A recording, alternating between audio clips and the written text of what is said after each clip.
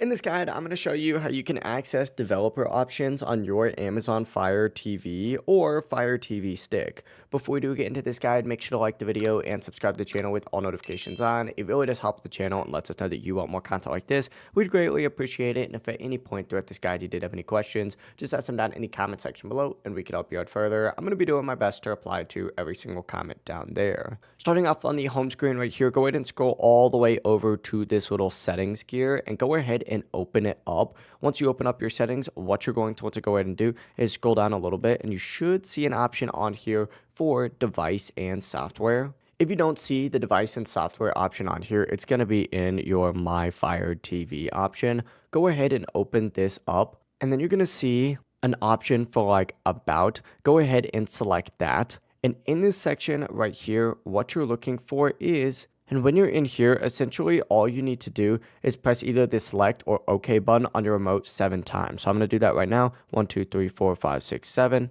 There's going to be like a little message that appears at the bottom of your screen showing a countdown. Whenever it's finished, you'll see a message confirming that developer options are now enabled. And from here, you could back out and you'll be able to see all the developer options listed in that menu. There's going to be stuff like ADP debugging and install unknown app settings, but that is it. That is how you can access developer options on your Amazon Fire TV. If this guide did help you out, make sure to like the video and subscribe to the channel with all notifications on. It really does help the channel. It lets us know that you want more content like this. We'd greatly appreciate it. And if at any point throughout this guide you did have any questions, just ask them down in the comment section below and we can help you out further. Have a great rest of your day though. Peace.